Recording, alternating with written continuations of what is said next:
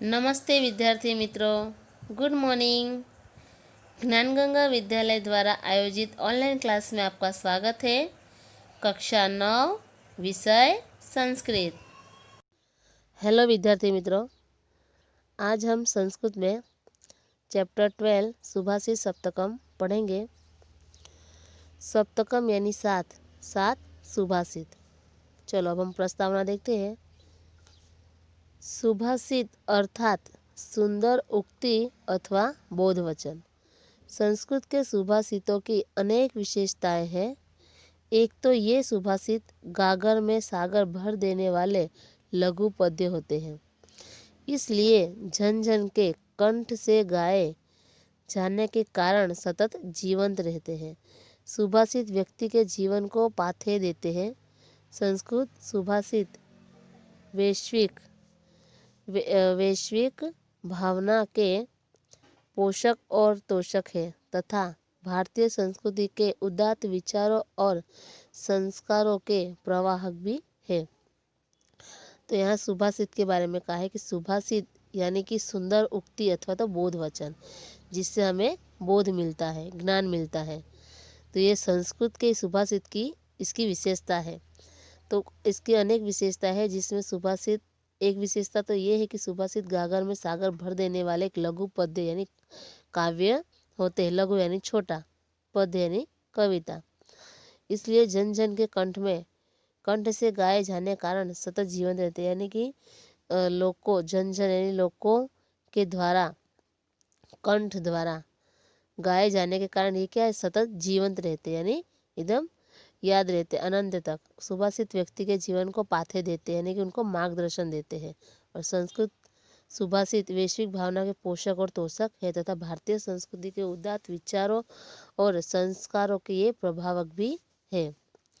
हमारे पूर्वज विद्वानों ने अपनी दीर्घ दृष्टि से समय समय पर जिन जीवन मूल्यों की प्राप्ति की थी, उन्हें आगामी पीढ़ी तक पहुंचाने के लिए सुभाषितों की रचना की है और वे प्रजा में प्रसिद्ध भी हुए हैं।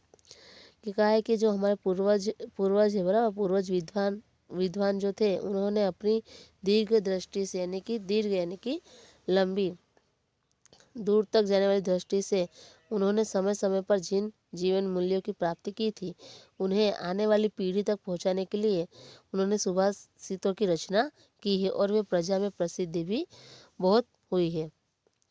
फिर कहा है कि प्राचीन काल के ये सुभाषित आज भी उतने ही प्रासंगिक है। आज भी वे बिना किसी भेदभाव के प्रत्येक व्यक्ति को आदर्श और आनंदप्रद जीवन जीने का मार्ग दिखाते हैं। कि प्राचीन काल से यानी कि पहले के पुराने समय में भी सुभाषित, मतलब पुराने समय से लेके आज तक सुभाषित भी उतने ही प्रासंगिक है।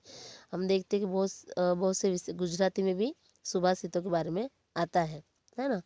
तो वो आज भी उतना ही प्रसिद्ध है। आज भी वे बिना किसी भेदभाव के प्रत्येक व्यक्ति को आदर्श और आनंदप्रद जीवन जीने का ही मार्ग दिखाते हैं। फिर है गिरवाण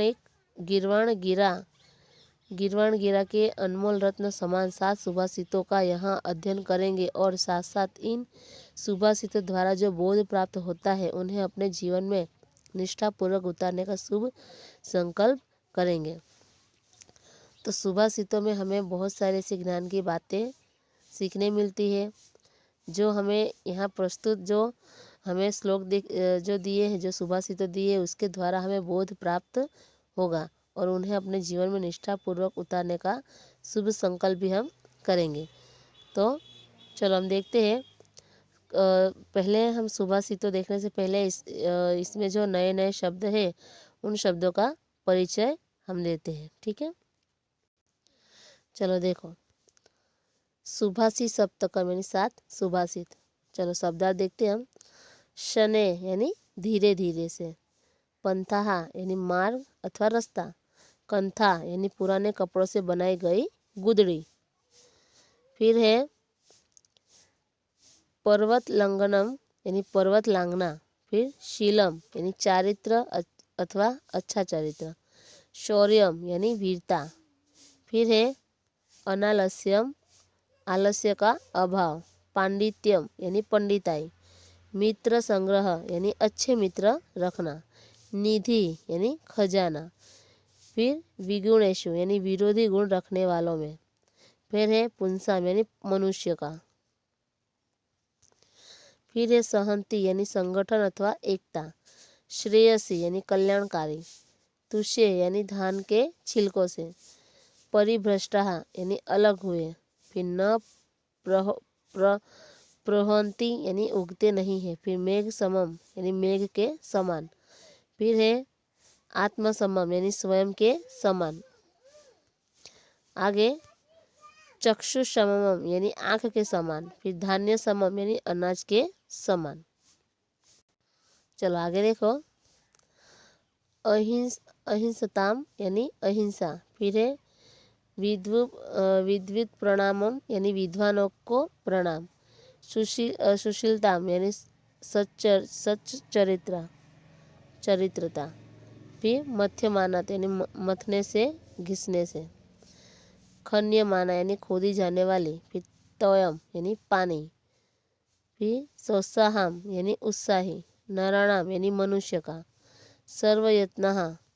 सर्वयत्नः यानी कि सभी प्रयत्न। सत्पुत्र यानी सद्गुणी पुत्र।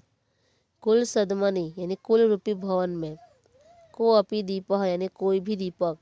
मलम यानी गंदगी अथवा तो कचरा। न प्रसूते